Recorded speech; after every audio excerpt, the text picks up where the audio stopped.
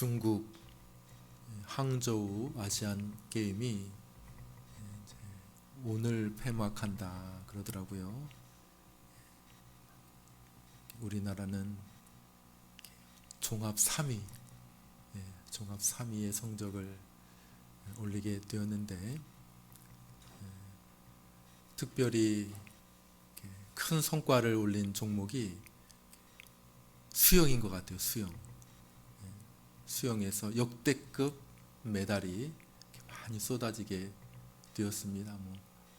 한 사람이 잘해서 그런 것이 아니라 김순희 사모님이 열심히 하셔서 그런지 수영의 저변이 굉장히 넓어졌어요. 그래가지고 막 잘하는 사람들이 굉장히 많아졌다는 거예요. 그래서 메달 딴 사람도 굉장히 다양하고 많아졌습니다. 그래서 특별히 인상적이었던 것은 남자 400m 계주예요. 계주 4명이 되는 건데 4명이 100m씩 왔다 갔다 이어 달리기를 하는데, 거기서 우리가 금메달을 땄습니다. 그러니까 한 사람이 잘해서 되는 게 아니라 4사람이 골고루 성적이 아주 뛰어나야 되는 것인데, 그러니까 혼자 금메달 딴 것보다 훨씬 기뻐하더라고요. 왜냐하면 4사람이 다 군복무 면제를 받았거든요. 그러니까 너무 좋아하는 거예요. 너무 거의 조금 못해도 거기 끼어 있으니까 다 딴 거예요. 그래서 서로 환호하고 기뻐하고 막 그런 모습들이 있는 것을 보았습니다. 이 구원의 귀한 역사도 이렇게 보니 성삼위 하나님의 이어달리기 아닌가 그런 생각이 듭니다. 이어달리기. 협력, 성부, 성자, 성령, 삼위일체 하나님으로 계시다고 하지 않았습니까? 근데 제가 이렇게 가만히 보니까 이어달리기 비슷하네. 제 마음에 그런 생각이 듭니다. 창세전에 하나님께서 모든 구원의 길을 계획하시고, 또 구원의 방법과 또 구원의 구원자를 또 지정하시고, 또 구원받을 자들을 택하시는 성부 하나님의 일이 창세전에 있었습니다. 그리고 지금으로부터 2000년 전에 때가 참에 그 아들을 이 땅에 보내셔서 성자 하나님이 영원한 신성이신데 인성을 취하셔서 신인으로서 우리의 중보자로 이 땅에 내려오셔서 우리를 구속, 속량, 죄에 사로잡혀 있고 사단에 매여 있는 우리를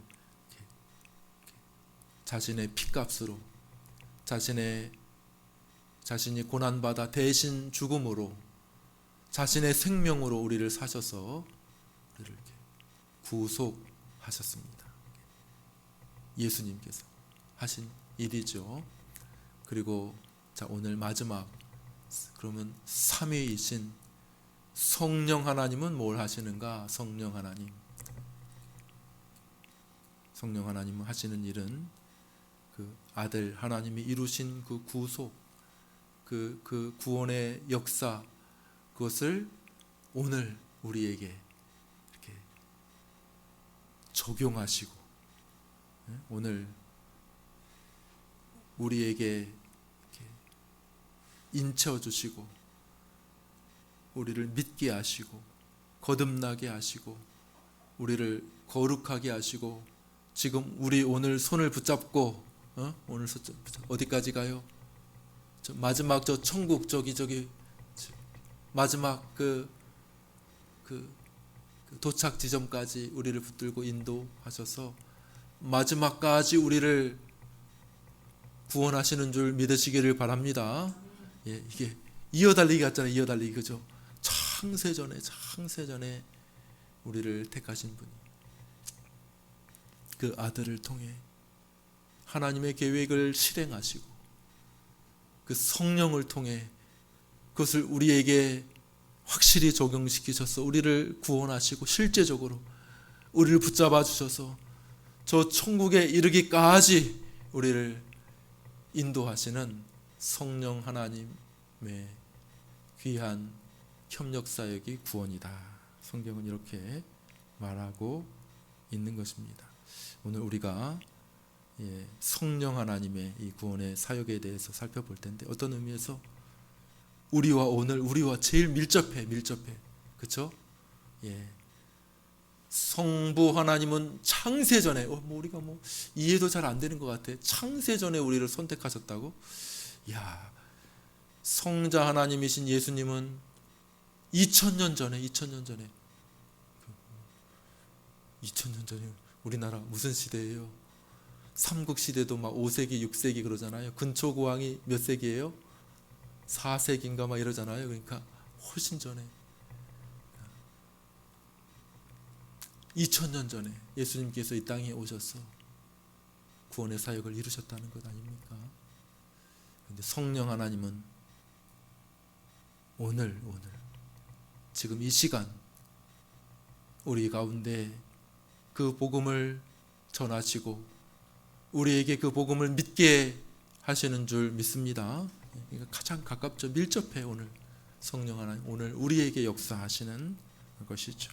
우리 13절의 말씀을 한 번만 더 읽어보겠습니다. 13절 여러분들이 한번 큰 소리로 읽어. 그 안에 시작. 그 안에서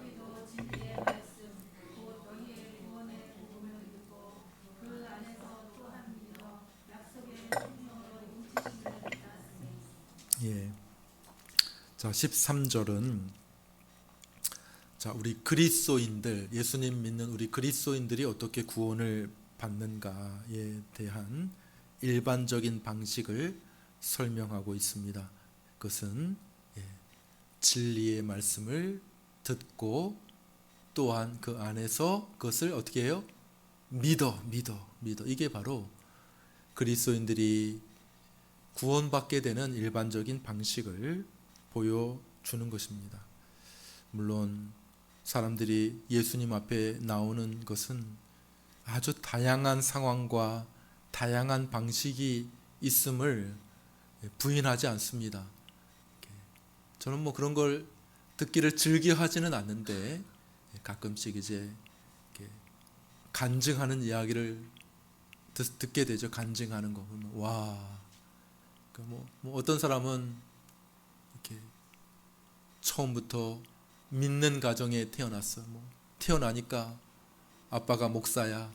태어나니까 아빠가 장로야. 엄마가 권사야. 태어나니까 큰아버지도 다 목사고 다 이래서 주변에 사람들이 다 예수님 믿는 사람이야. 그래서 엄마 등에 업혀서부터 교회 다녔어. 저 같은 사람 엄마 등에 업혀서부터 태어나면서부터 교회 다녔어요.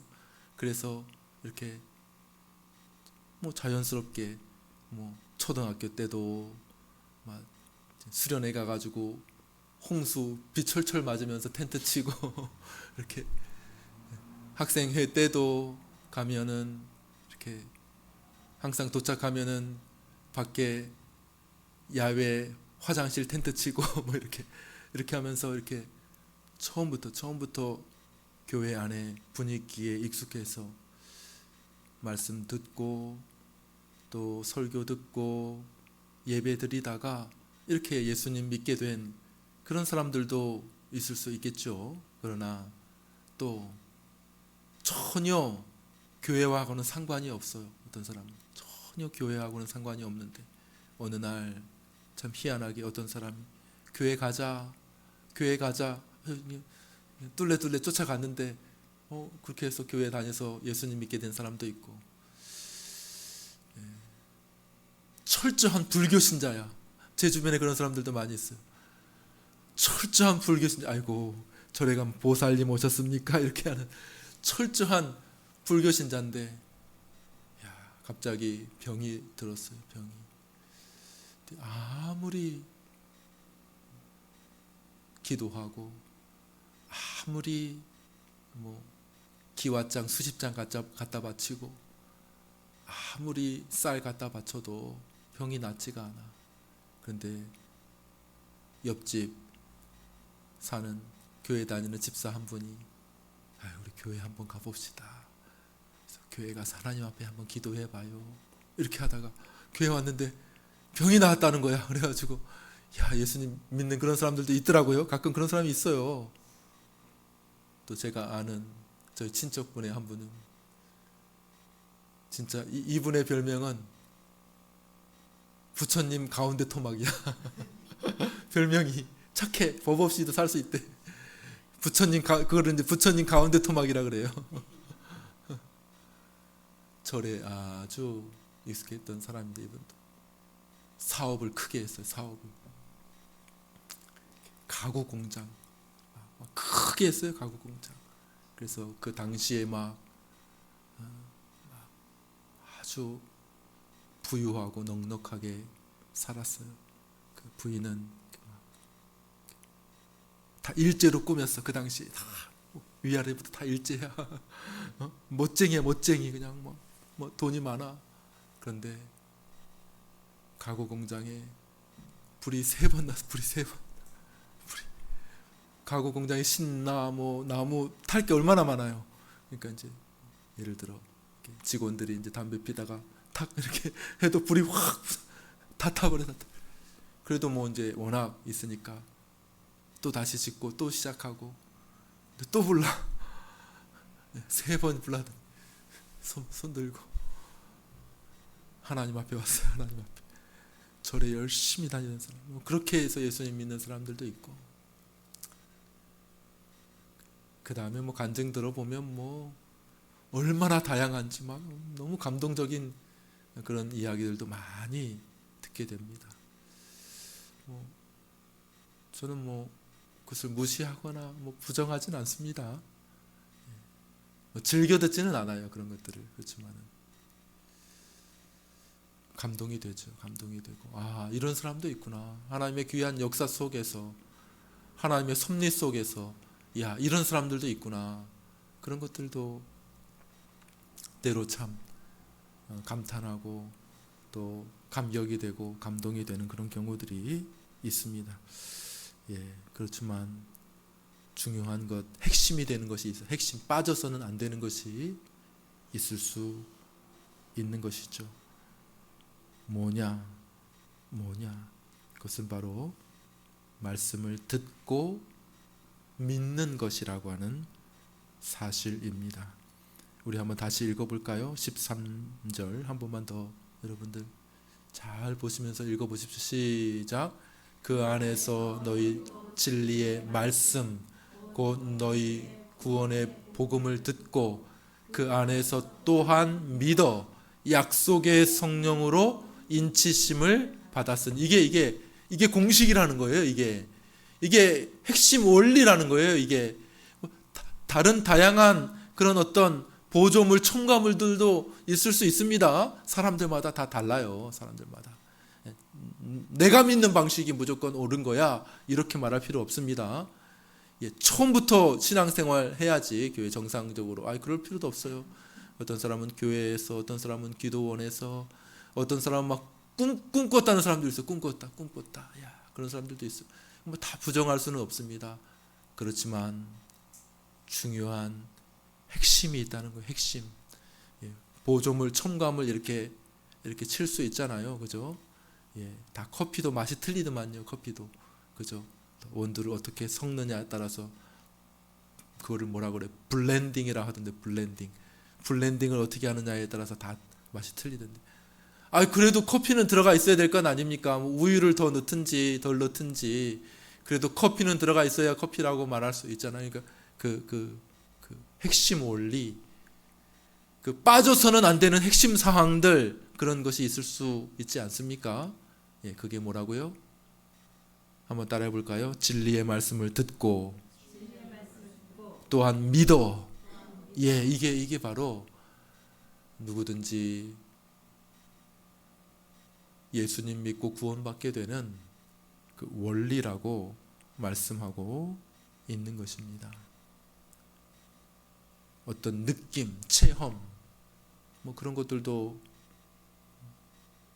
부정하지는 않지만, 만일 느낌과 체험만 있어, 나는 불 받았어 막 이렇게 얘기를 하는 사람들이 있어요. 그 느낌과 체험, 부가물이에요. 부가물이고,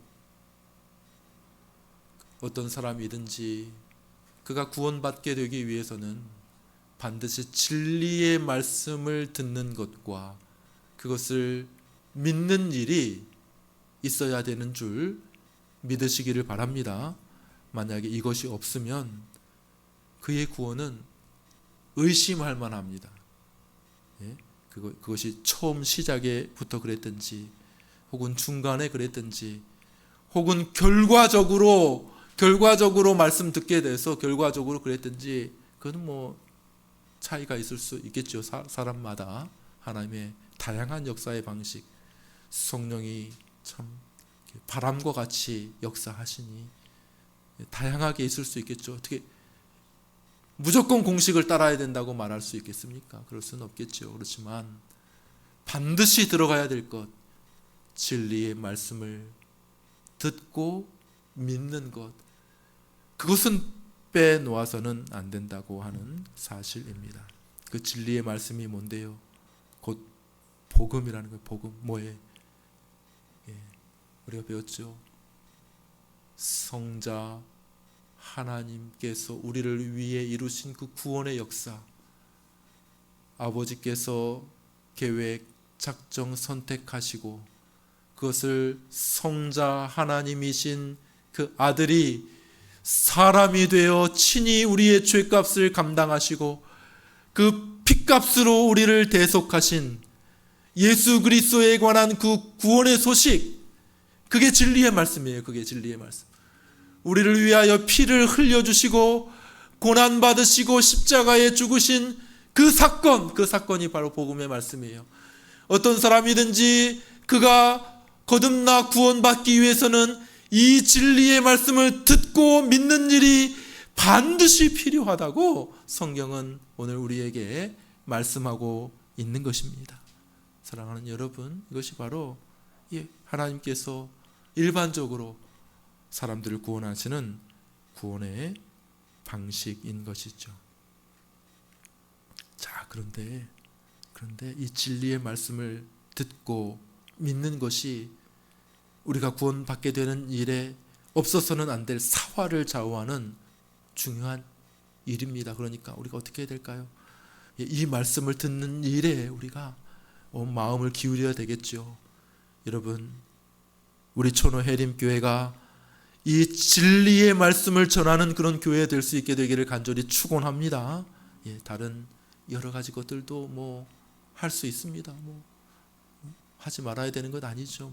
그렇지만 가장 중요한 것, 빠져서는 안 되는 것, 영혼이 구원받게 되는 핵심적인 원리가 무엇입니까? 바로 이 진리의 말씀이 들려지는 거예요. 그 진리의 말씀을 듣는 것입니다. 그리고 그것을 믿는 것, 그것이 바로 영혼이 구원받게 되는 하나님의 구원의 방식임을 믿습니다. 그런데 오늘 말씀을 가만히 보면 그 진리의 말씀만으로는 부족하다는 것을 깨닫게 됩니다. 부족하다. 우리 다시 한번 읽어볼까요? 다시 한번 13절 말씀을 우리 한번 읽겠습니다. 다시 한번 읽습니다. 시작. 그 안에서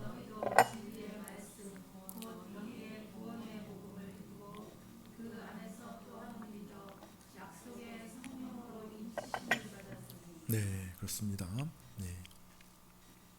복음을 듣는다고 해서 무조건 다 그리스도인이 되고 또 구원받게 되는 것은 아니지요. 많은 사람들이 복음을 듣지만은 그러나 그 가운데 구원받지 못하는 사람들이 많이 있습니다. 여러분들 사도행전을 읽어보면 우리가 그런 것들을 보지 않습니까? 사도 베드로가 사람들에게 복음을 전합니다. 사도 바울이 곳곳에 다니면서 복음을 전합니다. 그래서 어떤 사람들은 그 복음을 들을 때 아멘, 아멘, 믿습니다. 우리가 어떻게 하면 구원을 얻어야 될까? 어떻게 하면 구원을 받을 수 있겠습니까? 제게 말씀해 주십시오. 제가 믿습니다. 이렇게 그것을 받아들이고 믿는 사람들이 있었던 반면에 진리의 말씀, 우리 주 예수 그리스도의 복음에 대한 말씀이 전해지니까 사람들이 얼굴이 펄개지고 인상이 구겨지면서 막 분노하고, 그 다음에 그 복음을 전한 사도들을 핍박하고 때리고 감옥에 가두고 돌을 던지고 막 이런 반대하는, 맹렬하게 반대하는 그런 사람들이 있었던 것을 보게 됩니다.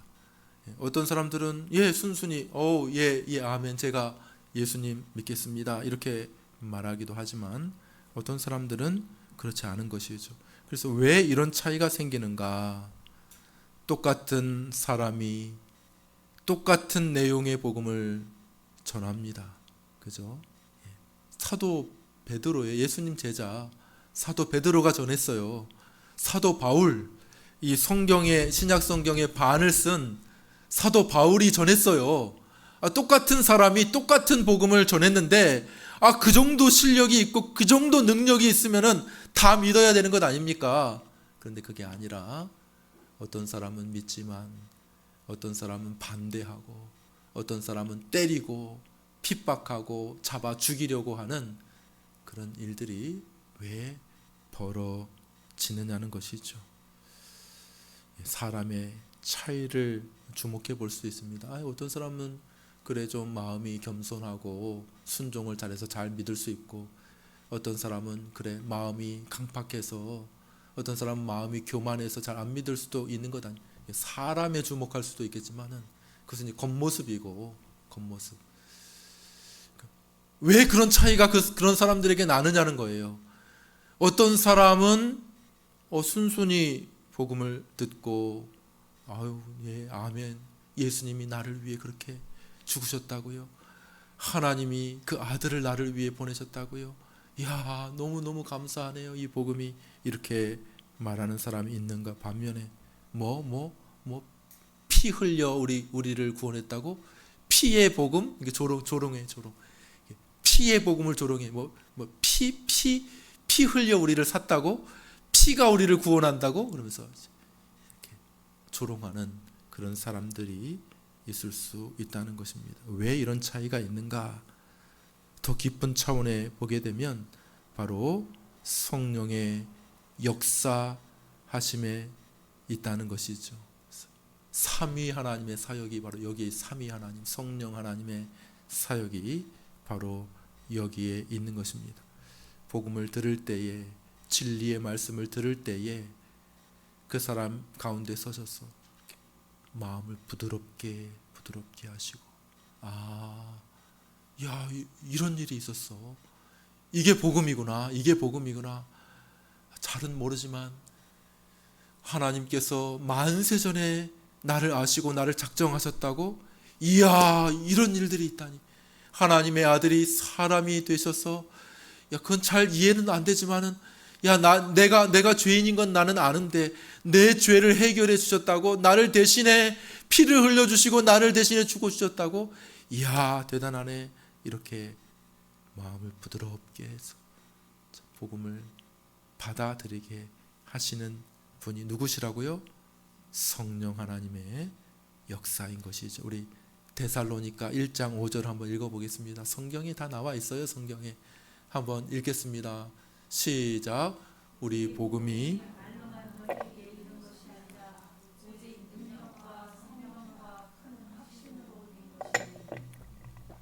우리 본문하고 똑같은 거예요. 설명을 해보겠습니다. 우리 복음이 말로만 너희에게 이른 것이 아니다. 이게 무슨 말입니까? 잘 생각해 보시고 답하셔야 돼요. 우리 복음이 말로만 너희에게 이른 것이 아니다. 이 말은 무슨 말이에요? 말로 이르렀다는 거예요? 안 이르렀다는 겁니까? 예? 말로 이르렀다는 거예요? 안 이르렀다는 거예요? 말로 이르렀다는 거지. 말로, 우리의 복음이 말로 이르렀다는 거예요. 그러니까 앞에 말 설명하고 똑같이 진리의 말씀을 듣고 또한 너희가 믿어. 그 똑같은 거 아닙니까? 그죠? 그러니까 우리의 전한 복음이 말로 이게 무시하면 안 됩니다. 말로 복음이 전해지는 거예요. 말로 우리가 복음을 말로 전해야 됩니다. 말로 예수님에 대해서 알려주어야 됩니다. 그러나 중요한 건 뭐라고요? 따라해보시면 말로만 아니다. 예, 말로만이 아니라는 거예요. 그 말 자체로만 아니라 뭐예요?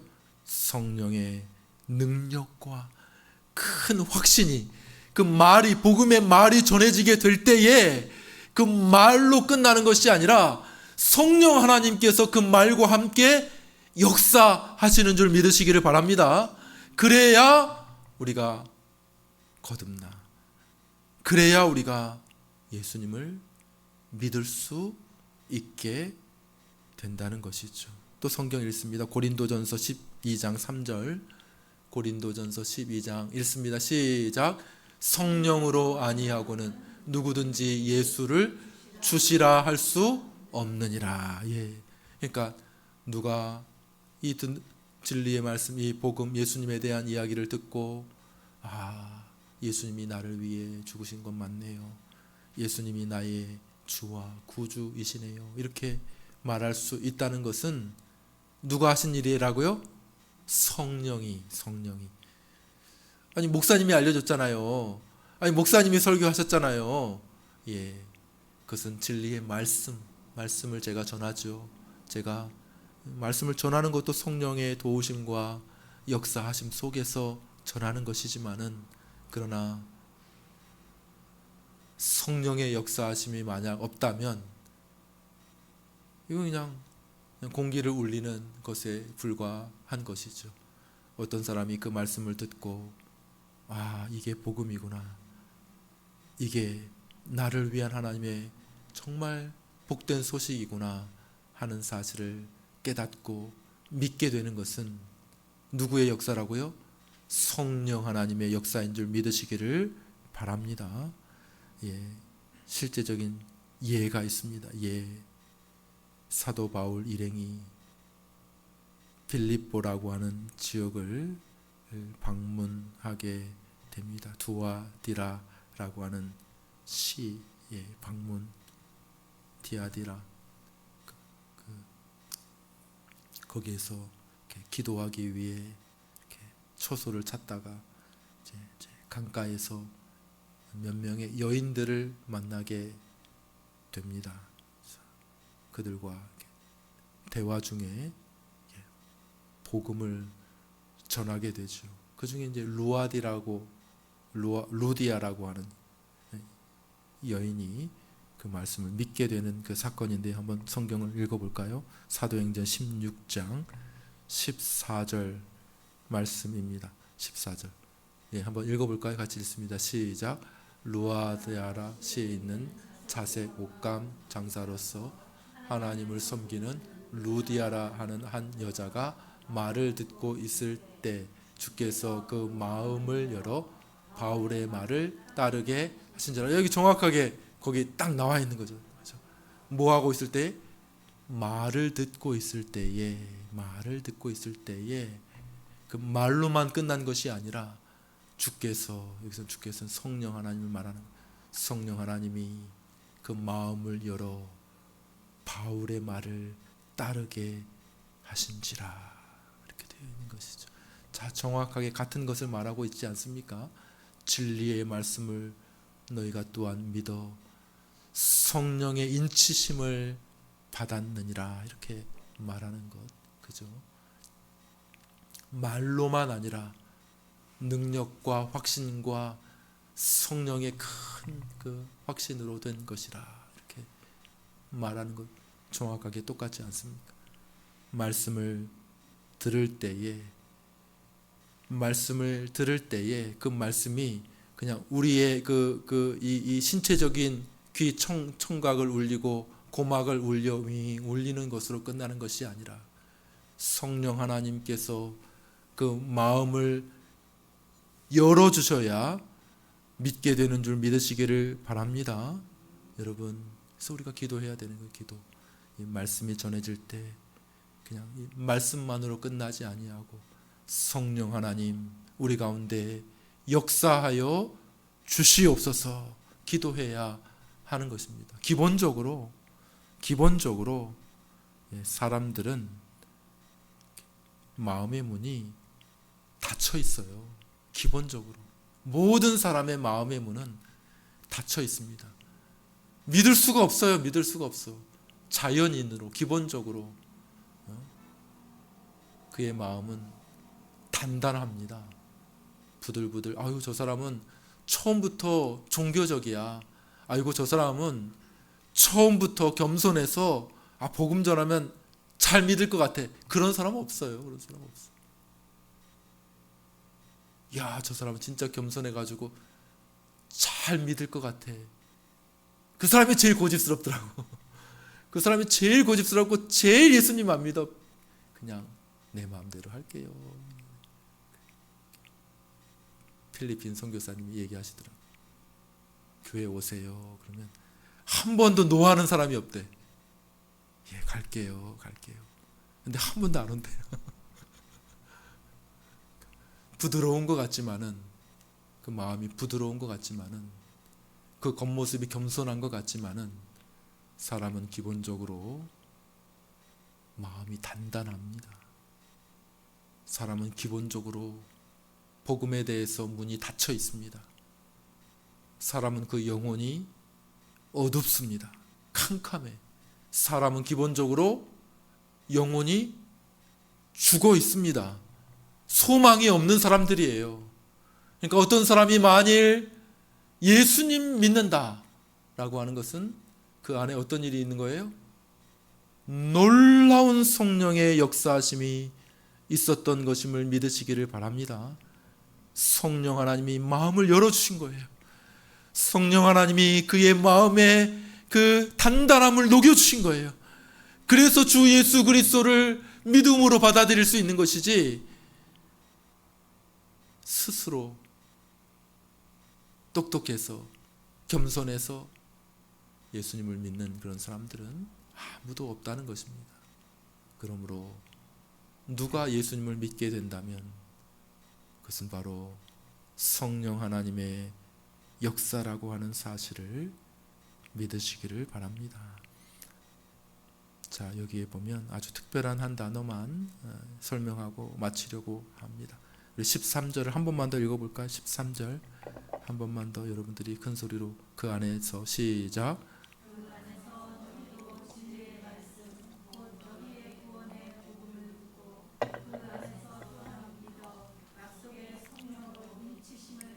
예, 여기 보니까 특별한 말이 좀 나와요. 그래서 설명을 합니다. 인친다라고 하는 말은 도장을 찍는다 그런 말이죠, 그죠? 두 사람이 계약서를 이렇게 작성을 하고 마지막에 어떻게 합니까? 사인을 하거나 도장을 이렇게 꼭 찍어서 어떻다는 거예요? 이 내용이 확실합니다. 이 내용으로 계약이 체결되었습니다. 마지막 보증하고 마지막 확증하는 일이 이 도장 찍는 것 아니겠습니까? 유언장을 이렇게 쓸 때 꼭 필요한 게 있다 그래요. 유언장에 자가로 이렇게 유언장을 쓸 때에 자기 이름 꼭 써야 되고, 그 다음에 뭘 써야 돼요? 주소를 또 써야 되는데 주소를 써야 되고, 그 다음에 뭐 유언의 내용이 있겠죠. 그 다음에 마지막에 뭘 해야 돼요? 도장을 찍어. 사인 안 된대. 사인 안 되고 도장을 꼭 찍어야 돼. 안 그러면 무효래. 무효. 법적 효력이 없다는 것이죠. 예, 그래서 이 인을 찍는다라고 하는 것은 확인하는 것입니다. 보장하는 거예요. 보장하는 것이. 예, 보장하는 것이죠. 도장 안 찍힌 것은 무효니까 확실하다 그런 뜻입니다. 인친다는 것은 바로 그런 의미입니다. 그래서 그리고 인친다는 것은 또 뭐 나의 소유다 그런 의미가 되는 것이죠. 뭐 소나 양이나 짐승들에게 이렇게 인두를 뜨겁게 해서 다 이렇게 찍잖아요. 그래서 섞이지 않잖아요. 이건 우리 목장 겁니다. 도장을 탁 찍는 그런 의미도 담겨 있습니다. 그런 의미에서 성령의 인치심이라고 하는 것은 이 사람이 하나님의 택한 백성, 이 사람 예수님 믿는 사람입니다. 이렇게 성령께서 믿을 때에 우리 안에 오셔서 확인해 주시고 믿음 주시고 열매 주시고 자라게 하시고 거룩하게 해 나가시는 이런 방식을 통해 우리가 하나님의 택한 백성, 구원받은 백성이라고 하는 사실을 확인시켜 주시는 것이 성령의 인치심이 되는 것입니다. 말씀을 정리합니다. 에베소서 1장을 통해 구체적으로 모든 단어들을 다 다루지는 않았지만 우리 성삼위 하나님의 구원의 사역이 무엇인지에 대해서 우리가 살펴보았습니다. 마치 계주 같아, 계주 마라톤처럼 성부 하나님께서 전체적인 구원의 마스터 플랜을 쫙 계획하시고 그 뜻대로, 성경이 말하잖아요. 계속 그 뜻대로, 그 기뻐하시는 대로 우리를 예정하시고 우리를 택하셔서 우리를 하나님의 자녀로 불러주십니다. 그 아들이 이 땅에 오셔서 자신의 피값으로 우리를 속량하시고 우리를 구속하시고 우리의 죄값을 대신하시고 다 이루었다. 십자가 위에서 내가 다 이루었다. 내가 다 갚았다. 이렇게 예수님께서 말씀하시지 않습니까? 그 구원의 의 다 완성하셨어요. 그것을 오늘 우리에게 한 사람 한 사람 알려주시고 그것을 한 사람 한 사람 적용시켜 주시고 도장 꾹 찍으셔서 내 것이다. 예수님 믿는 사람이다. 그리스도인이다. 이렇게 하시는 분은 누구라고요? 성령 하나님, 성령. 야, 놀랍지 않습니까? 여러분, 이것을 보게 될 때 어떻게 우리가 생각해야 될까요? 야, 나 같은 부족한 사람을 위하여, 나 같은 죄인을 위하여 이 성삼위 하나님이 함께 움직이시다니, 함께. 야, 이 한 분만 움직이셔도 대단한 일인데, 이게 성삼위 하나님께서 나 같은 사람을 위하여 합심하여 계주 열심히 이어달리게 하셔서, 야, 구원의 완성, 나를 구원하시다니, 이렇게 놀라운 구원이 완성되게 되는 것이죠. 그래서 이것을 깨달은 사람 어떻게 된다고요? 이것을 깨달은 사람 찬송하게 되는, 찬송. 여기에 우리가 낄 때가 있습니까? 우리가 한 일이 있습니까? 성부, 성자, 성령께서 우리의 구원을 다 이루셨는데 우리가 뭐 한 게 있어요? 우리가 그냥 구원 받은 것밖에 없는 줄 압니다. 야, 이런 구원을 이루다니, 성부 하나님 찬송합니다. 성자 하나님 찬송합니다. 성령 하나님 찬송합니다. 이렇게 찬송을 돌려드리며 이 에베소 1장이 우리의 구원에 대해 마치고 있는 것을 우리가 기억하며 우리도 함께 찬송할 수 있기를 바랍니다. 우리 찬송가